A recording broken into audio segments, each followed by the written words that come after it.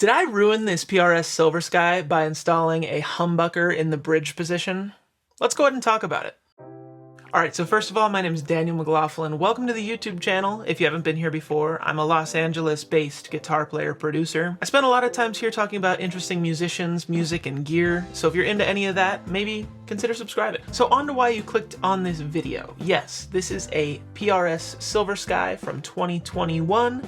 It's a core Silver Sky, so it was made in the United States. Now, I'm a fan of John Mayer, and I'm a fan of this guitar, and I've been interested in trying this guitar for a little while.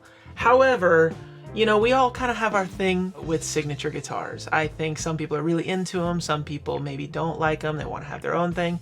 I like signature guitars, but I also like modifying signature guitars. So now, I didn't modify this guitar just to be unique. I actually subscribe to the ideal that John Mayer advertised with this guitar, in that he is pushing the idea of the Stratocaster forward.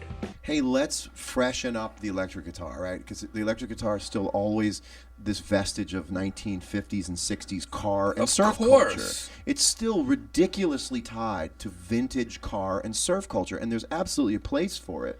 But 60 years later, you're still putting out these tributes to the station wagon, you know, when it comes to the design language of a guitar. I have here a custom shop Stratocaster. This is a 1961 style journeyman relic.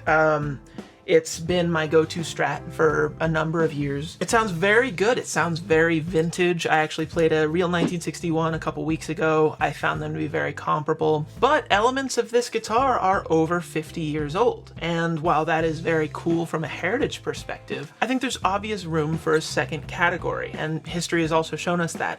The idea of a super Strat came along, I don't know, in the 80s?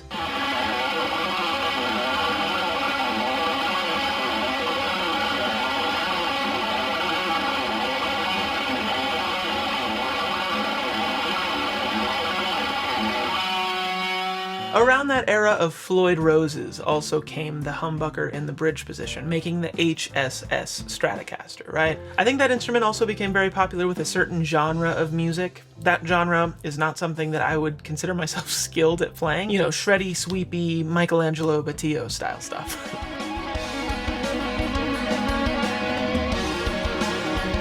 But the idea of a Swiss Army knife guitar, something that covers a lot of range of tones, is something that appeals to me.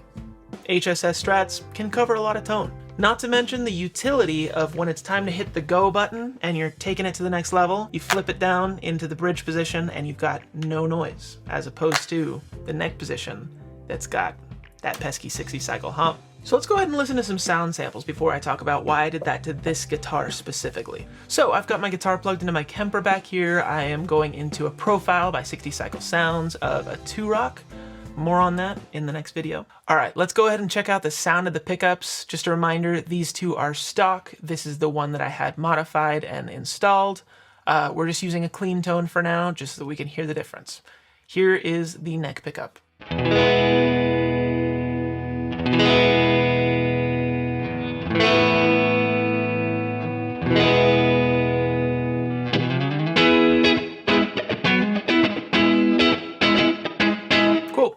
Here is the split position between both of these.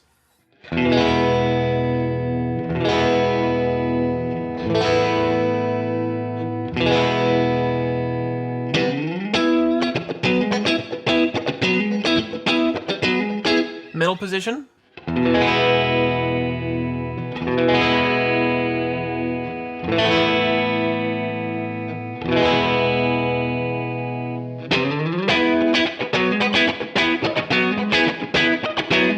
All right, now we have the split position between the middle and the humbucker.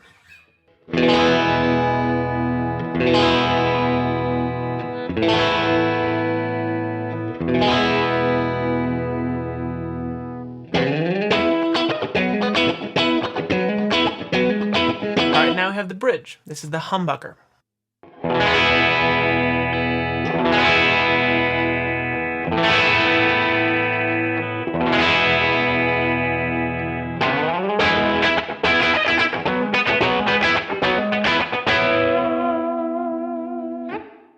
So obviously the bridge pickup sounds a lot different than the other two. If you notice, the output was a little bit higher, so it was engaging the amp a little bit more, pushing it more into that overdriven territory. It also rounded off the top end sound of what would be a single coil bridge pickup. A lot of times people use the term ice picky to describe that tone. A lot of the times that tone is best reserved for things like this soaring lead solo, where you've got enough overdrive that it rounds out the ice pick sound, but you've also got enough going on in the music to where you are covering up that 60 cycle hum. If you notice what happened when I was on the neck pickup, I have a little bit of that 60 cycle hum. And so now it is nice to be able to use that bridge pickup with its nice rounded out tone and no hum.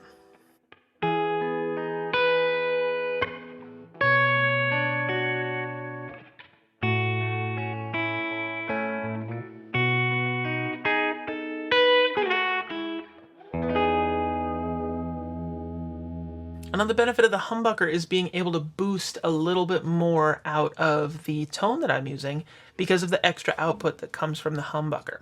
Check it out as I switch between the neck pickup and the bridge pickup of this guitar on a lead tone.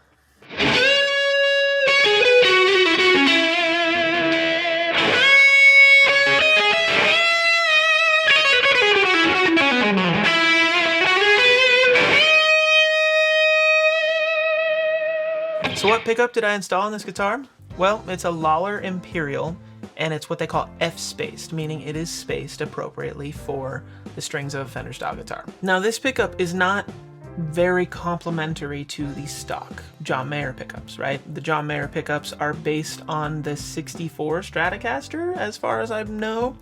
And they have come out to be these very high fidelity, very crispy pickups. They're really cool, they're kind of more modern, they have a bit of a crispiness to them, and they achieve a tone that I don't necessarily get out of my custom shop Strat. But now tonally, this guitar is incredibly different than this guitar now. Which was the goal? I see this guitar as my modern Stratocaster. It's got the locking tuners, it's got a very comfortable profile on the fingerboard. A lot of people complain about the 7.25 inch radius. I happen to really like it. I find it very comfortable.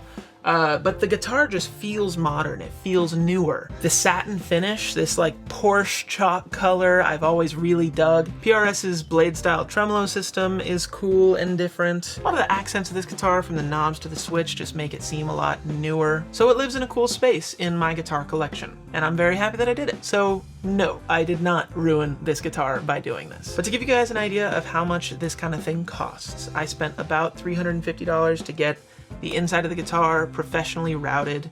I also spent some money on getting a actual pickguard cut instead of having the luthier cut the stock pickguard, so it looks a little bit nicer for that reason. With that $350, I also got a setup done, a restring, and my tech set up the tremolo system for me. So anyway, that is my PRS Silver Sky, my modern Stratocaster. I hope you guys liked the video. If you want to stick around, make sure you hit that subscribe button. I'll see you guys in the next one.